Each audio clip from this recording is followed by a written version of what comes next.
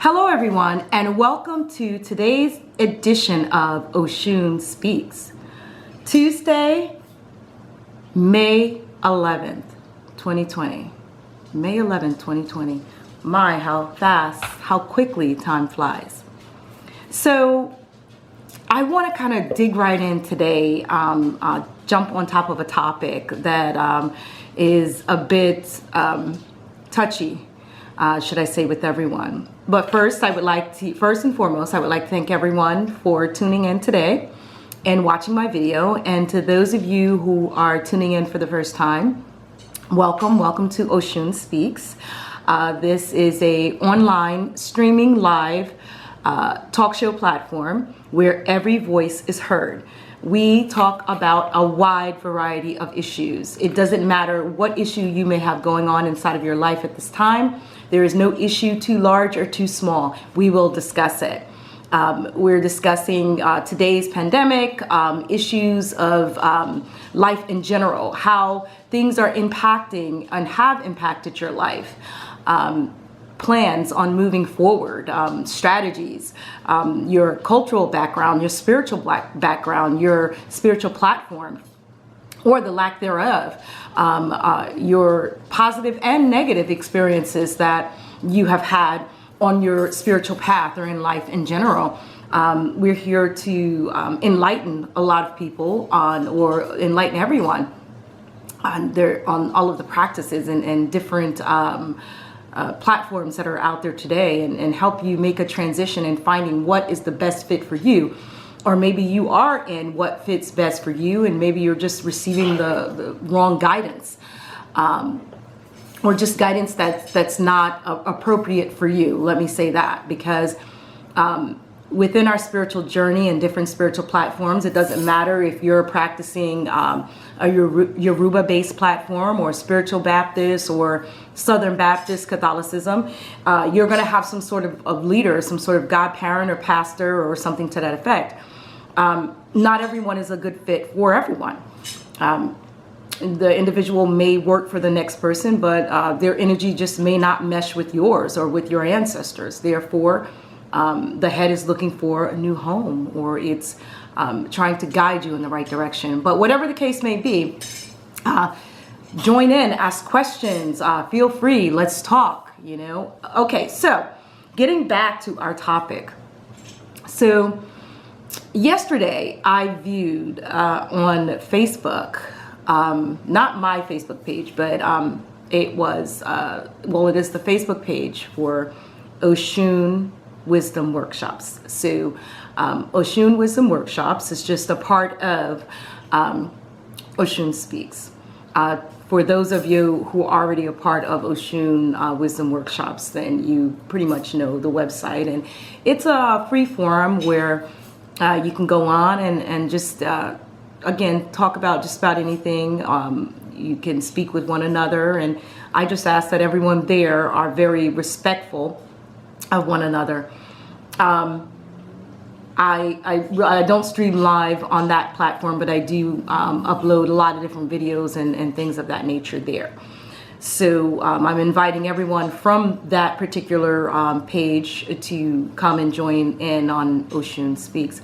But to my surprise, there was a shared posting, a repost from someone that I know on the page. I don't know them very well, but I knew them from joining my page or what have you. But this particular individual reposted something with a father with 3 teenage girls. And it stated that he armed his daughters. He taught them how to use pistols, how to use guns, and then he armed them. So there's a photo of this man with 3 teenage girls with these huge guns, handguns on their hip, and they're African-American gentlemen with his daughters. I noticed that in all of the comments, everyone, there must have been about 30 comments, everyone says, I applaud him, I applaud this man, good job, great work. I couldn't believe it. I was devastated. I was appalled. How do you, as a parent, who's looking out in the best interest of your child. How do you take a child who does not have the mental capacity to rationalize things the way that an adult could rationalize things? There are a lot of things that younger people can do. Don't get me wrong, I do understand that. But at the end of the day, a 14-year-old, a 15-year-old, a 16-year-old is exactly that. It's exactly that. So when they display certain behavior, you have to chalk it up and say, oh, well, this is a teenager, it's a kid. Now, when you have an adult, a 35-year-old who's acting or displaying the traits of a teenager, then you're going to say, well, wait a minute, you're an adult. You've lived for 35 years or you lived for X amount of years, you should know better. But a 14, 15, 16-year-old, you can't expect any better. A child who is driven by pure emotion and hormones. How do you, in good faith, as a loving parent, and I'm not going to say that he doesn't love his children, I would never say that, loves his kids.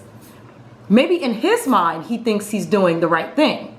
But in reality, in the world's reality, and what's really going on, it was absolutely wrong what he did. He armed 3 teenagers and told them to kill. Now, why is everyone approving of this? Because he's African American?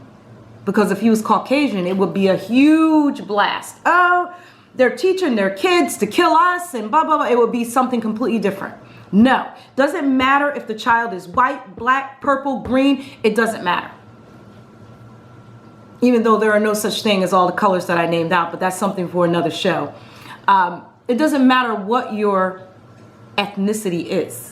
A child is a child and never should be armed to kill. It's the bottom line. What happens when this child or one of these children get into an argument with another peer? What are they going to do? They're going to go grab that gun and they're going to shoot him. And if anyone states that that's not true because he taught his kids, I don't care what you teach your kid. If children obeyed their parents, then the juvenile detention centers would not be overflowing to this day. There would not be parents dead in their grave to this day because their kids killed them. Kids will obey to a certain degree. But there is not one child on the face of this earth that has always done exactly what their parents told them to do and never did anything different. Even if it was something as simple as go to your room and don't watch television. And then they sneak into their bedroom and mute the television and put the closed caption, the words on the screen. My daughter's never been in trouble, but my daughter did that once. She did it. I sent her to her room. She goes in her bedroom. She turned her television down, muted it, and put the closed caption on so the words would come up. But she was 14. That's what kids do. So for anyone to have had an issue with what I said about this father, that means that they're truly having issues within themselves. It seems that people today are craving blood. They're craving flesh. They're craving war.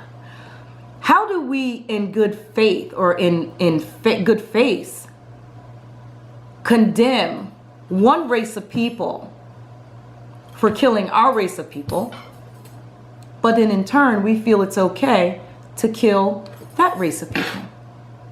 We should be able to kill every Caucasian person that we come across who makes us mad, who upsets us. Even the government, let's go kill them too, which they're all not Caucasian.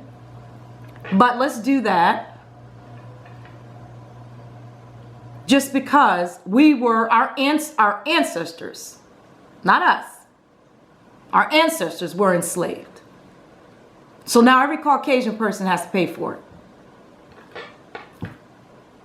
What is it going to solve? What does fighting and killing solve? Absolutely nothing. When you're having an argument, a heated argument with a spouse, family member, nothing's resolved through yelling and screaming.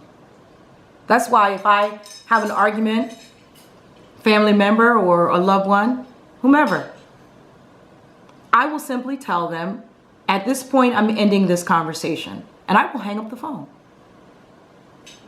Or I'll just hang up. When everybody cools down, then you can talk. But to kill and to kill and to kill and to fight and want to incite this, what are you resolving? You're resolving absolutely nothing. Nothing. You have so many different spiritual platforms out there today where everyone's claiming, oh, I'm a Sufi, I'm this, I'm that. Let's pick up arms, let's fight. But what has it resolved? It has resolved absolutely nothing. I hear people quoting Malcolm X constantly. Oh, Malcolm X, oh, he was stronger than Martin Luther King. Martin Luther King was weak. You have no idea, people, what you're talking about. And if Malcolm X was alive to hear you say that, he would laugh and then educate you. Malcolm X never preached the word of killing innocent people, or even just running out and meeting words of anger or derogatory words and remarks with violence. That's not what he said. Because violence begets violence. That's not what he said. If someone speaks to you in a manner that you feel is disrespectful, even they call you a nigger, I laugh at that. Yeah, it's horrible and it's very hurtful. I experienced racism for the first time in 2018, coming into the early part of 2019. In such a way, and from some people that I never would have thought would have actually been this way, would have been racist, that were hiding it. It devastated me. But I didn't go there and try and beat someone up or curse them out or just, there was, for what? What would it resolve? Nothing. I handled it another way. It's very, very devastating to me. Very devastating. Broke my heart, hurt me emotionally in a major way. Major way. And I continue to say that if there were others who actually would have stood up prior to me, because they experienced this racism as well, and said no more, and actually spoke to these people and just tried to put an end to this, maybe it never would have happened to me.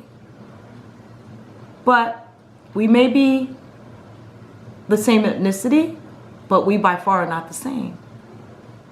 So there are many different ways to put an end to or try to remedy, because you'll never put an end or stop a person from thinking the way that they think.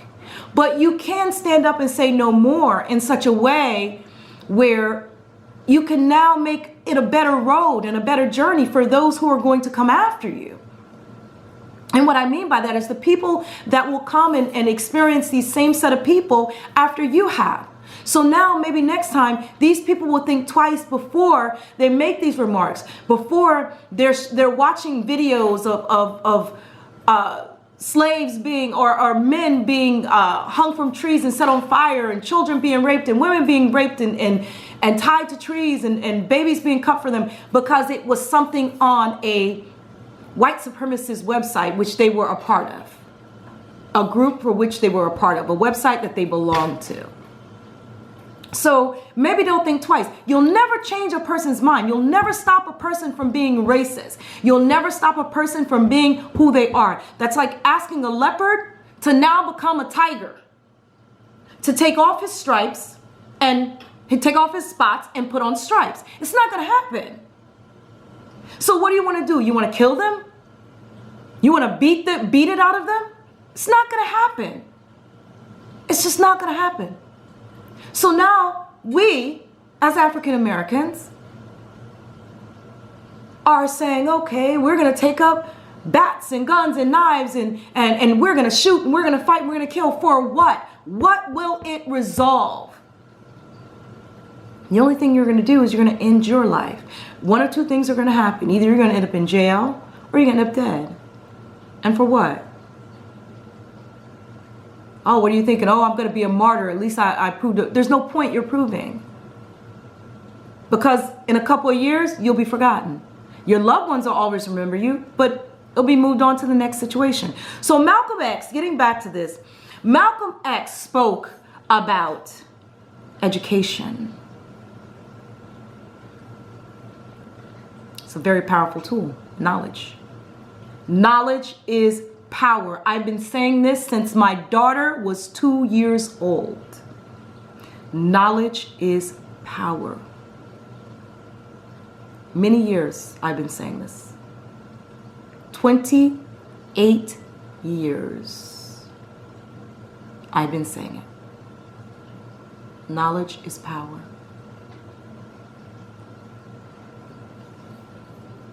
Malcolm X spoke of the human mind being that weapon. Doesn't matter the color or the ethnicity of a person. People fear what they don't understand. So if someone is meeting you with derogatory remarks, and they're degrading you or trying to degrade you or trying to demean you, then you greet them with an educated response. If they're laying in the gutter, why are you going to go lay next to them? For what? There's no reason. But Malcolm spoke of, if someone places their hand upon you in such a way to do bodily harm or injury, you are within the within the law to defend yourself. This is what Malcolm X supported. Malcolm X never told anyone to just go out and fight. He never said that. He never insinuated this. This is something that a group of people used. They took his words and they turned it to fit their own needs. And through the generations, throughout time, throughout the years, they twisted it and turned Malcolm X into being this person, this image, someone who consistently would fight and fight and fight and fight. No. Before he became the man Malcolm X, he lived a completely different lifestyle. He was as ratchet and as wicked as they could come. And he said it from his own lips. But then he grew and he became educated. With the knowledge came wisdom.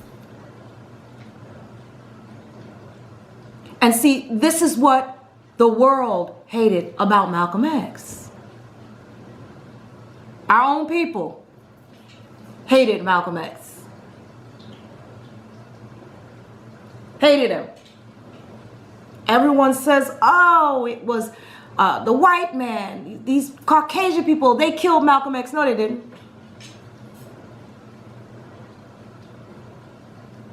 And I'm going to tell you again, we may be of the same ethnicity, but by far we are very different people. Very different. There are those of us who love violence. They crave it. Confusion, drama, arguments. They look for fights. A reason to scream, to be angry. Why? Because they're not happy with themselves as an individual. This young man who armed his daughters to kill will have trouble soon.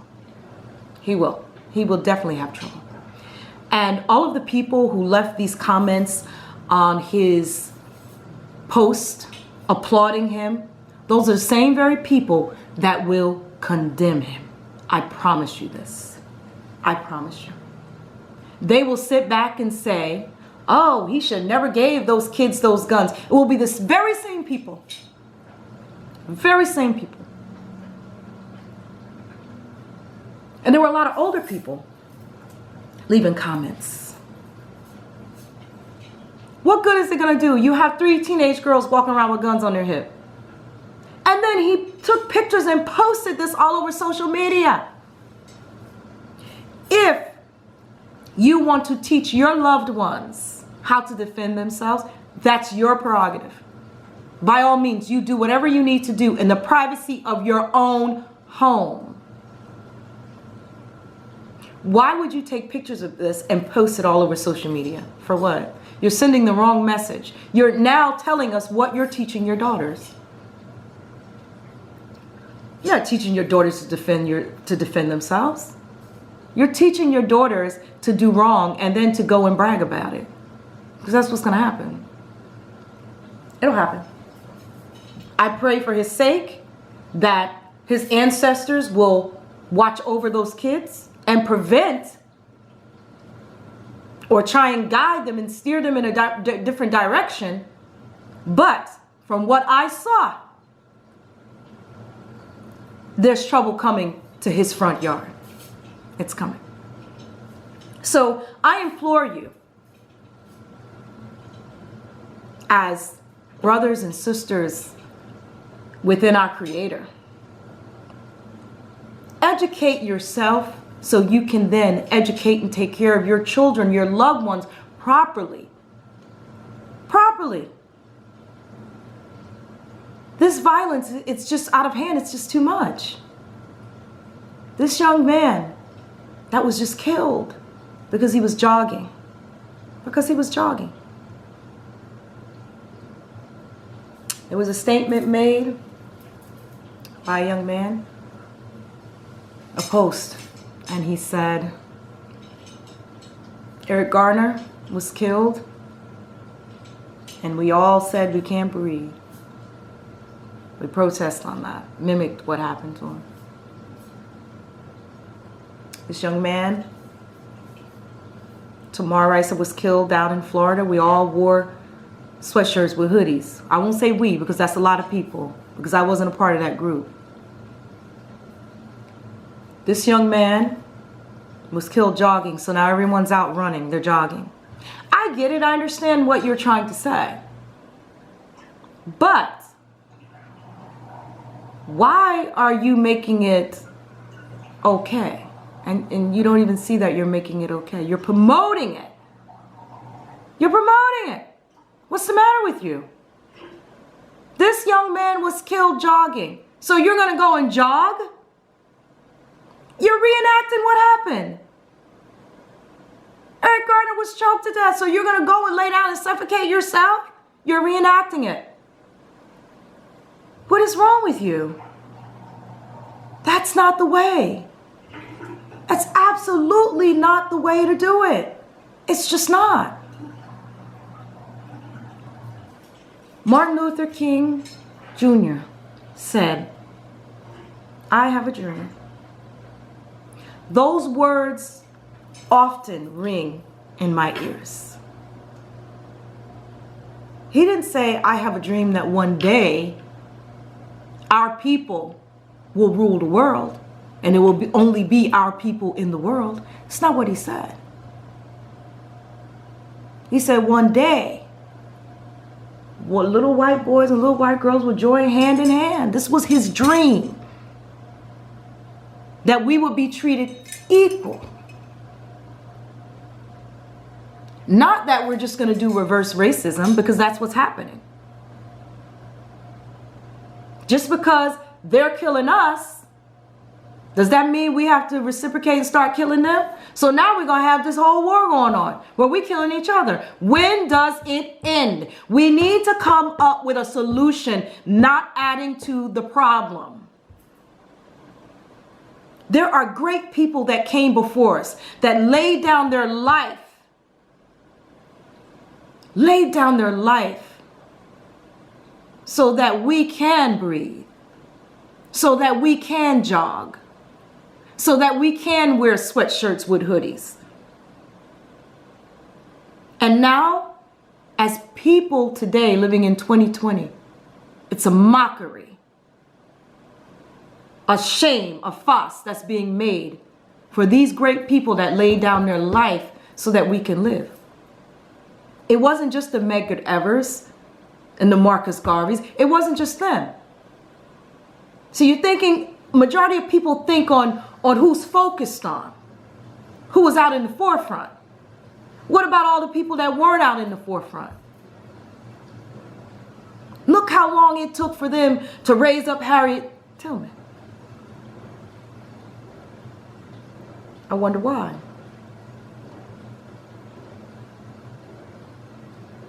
There was more praises going on for a sweet old African-American lady that wouldn't give up her seat on the bus than it was for Harriet Tubman.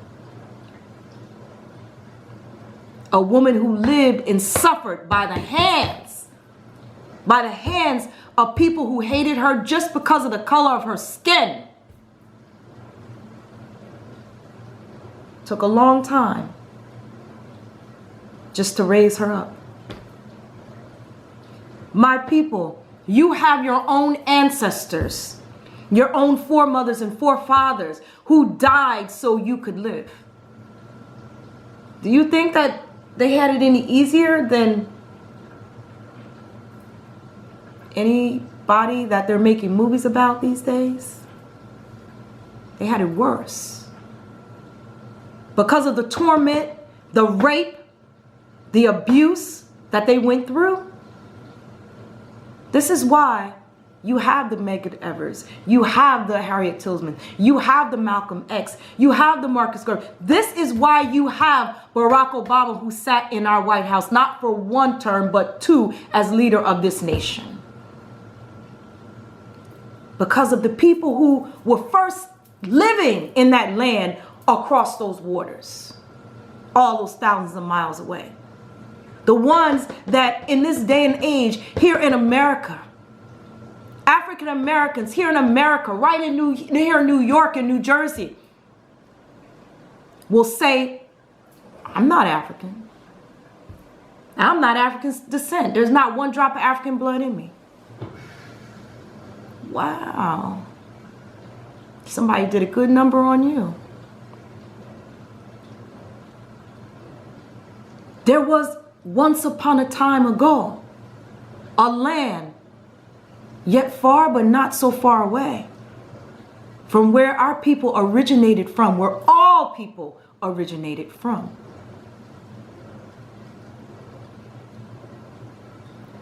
This is our root. This is where we were born from.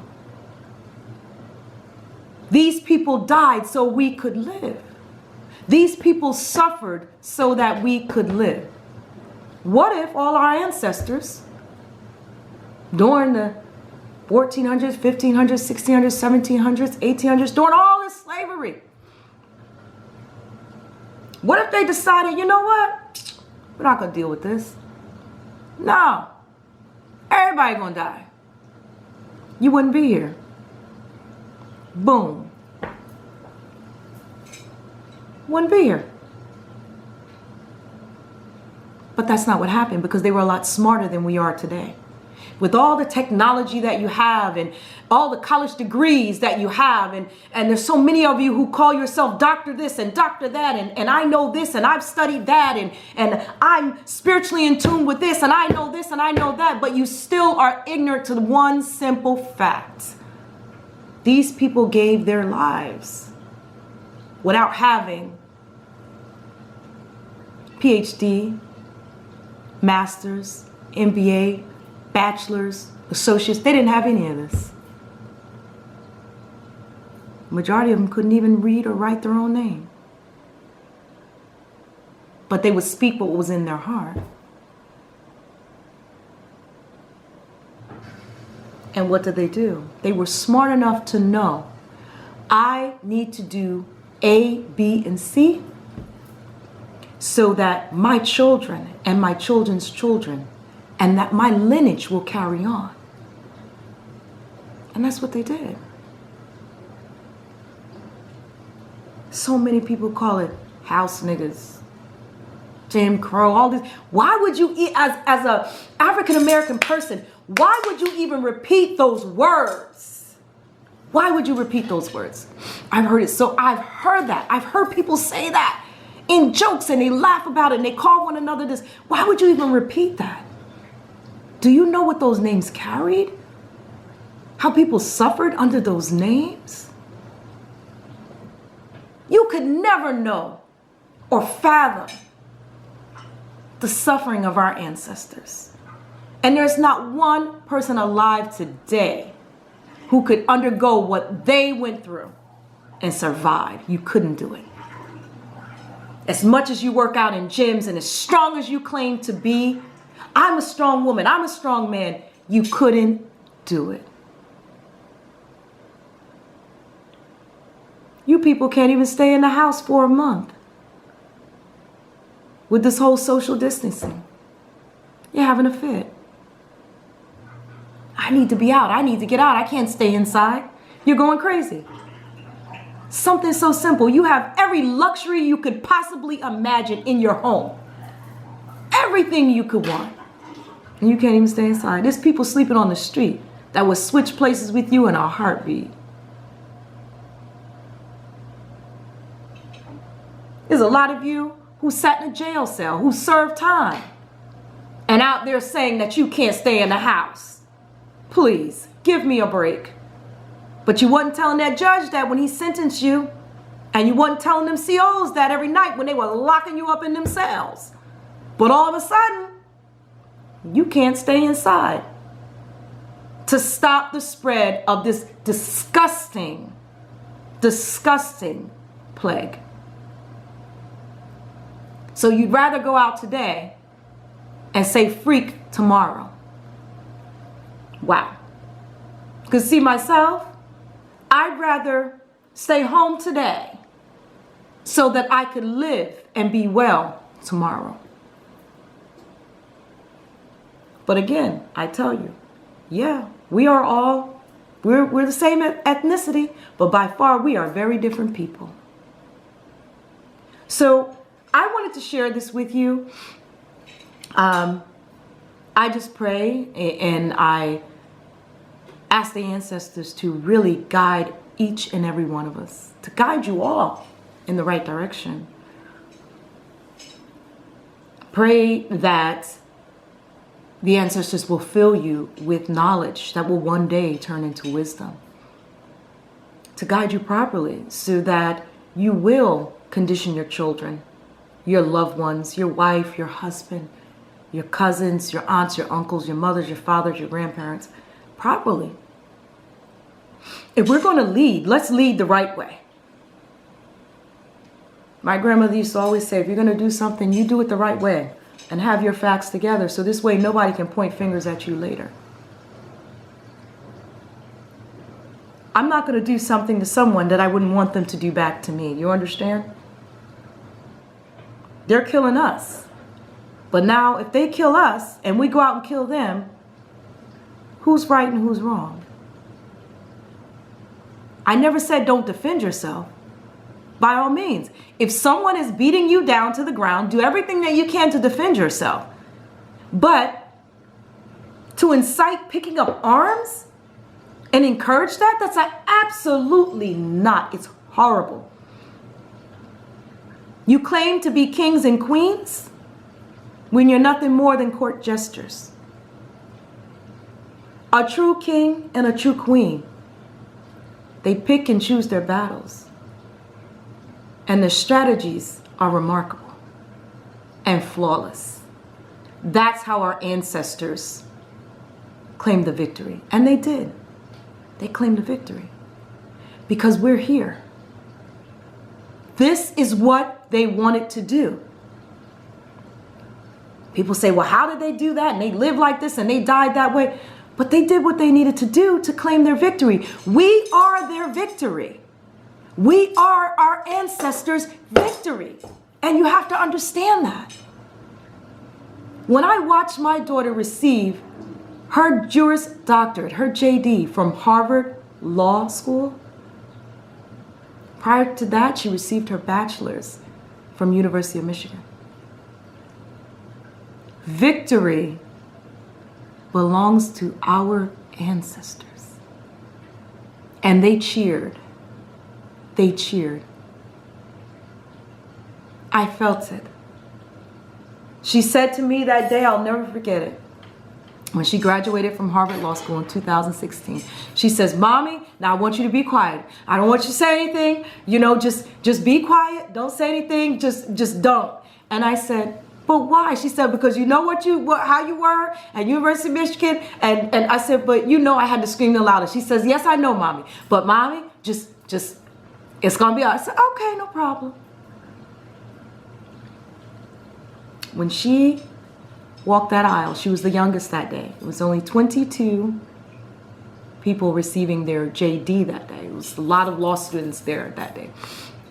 I had the first graduation, and then the second graduation was for everyone who was receiving their JD. And that's in whether it was medicine, whatever you were doing, you were receiving your JD, and it's just huge, all-day thing at Harvard. So I waited, and I was quiet, and I went out and bought a special camera. I'm not gonna lie, I bought a special camera. I told the guy in the store, I said, I need something that's gonna draw my baby up real, like, close to me, because they're gonna be far away. You know, she has to walk across that. I need a special camera. And I sat there, and I'm looking at those 22 people. There was one guy there, and he had twins, and he had both his twins with him. So he walked up, and I was sitting there, and I don't know, something just came over me when it was time for my daughter to be handed that Juris Doctorate. When they put it in her hand, I don't know, it was like something just broke loose inside of me, and I screamed to the top of my lungs. I screamed so loud, I jumped up from the table, I jumped on top of the table, and I had the camera in my hand, and all you could see in the camera is the camera jumping up and down like this, and I screamed, and I screamed, and I screamed. Because in my head, all I could hear was screams and wails. And it was not wails and screams of pain, but it was of joy. I heard my ancestors screaming. I heard them screaming in joy. And when I looked, it was like I could see nothing but light. And they had to pull me down off the table. I had my sister, my brother-in-law, my ex was there, my mom, my daughter's boyfriend, everyone's there. They had to bring me down off the table. And I could not stop crying tears of joy. And since then, my daughter has gone on to become one of the top corporate attorneys on the East Coast, and the youngest. So, my people, I implore you to do this the right way. You see, you don't need to pick up guns and knives. That's not what you do. Greet your adversary and smile, even though it's killing you on the inside. Use the knowledge that will blossom into wisdom that you have, and let's learn from our ancestors. The racism that I experienced, yes, I'm still dealing with it to this day. It's still very hurtful, very devastating. All of what I experienced, all of what I saw in my short years on this earth. I never in a million years thought I would have been faced with that. Never thought I would have been faced with that. Never. And yeah, I was. But again, I didn't try and fight anyone. I didn't curse anyone out. I had to use my head. I had to use my head and be smart. Again, because these people were down low in the gutter. That didn't mean I had to join them there. No. I did not have to join them there. I even pray for them. I pray that they will one day just find something within themselves to say, you know what we did was wrong. What we did was wrong. But again, that's just my wishful thinking. You can't change a person. The only way a person changes is if they truly want to change. So I decided to go forward in my life and deal with the pain that this experience cost me. Deal with it. And the beginning of dealing with it was facing the reality of, wow, this is who they are. This is who these people were. The people that I highly respected, that I cared about. I highly, highly respected these people. And it was like a slap in the face, the biggest betrayal ever. It broke my heart. Very devastating. But again, I was very smart about it and said, I'm not going to curse these people, or there's no reason for me to do that. Obviously, there's something wrong with them. It's very clear there's something wrong with them. Because no sane person does this. So, with that being said, that will conclude today's talk. And just any questions on, or just, I'd love to have feedback on everything that I spoke about today. Please, you can inbox me. You can inbox me here on Facebook. You can inbox me at osunspeaks@gmail.com. That's OSUN, P as in Paul, EAKS@gmail.com.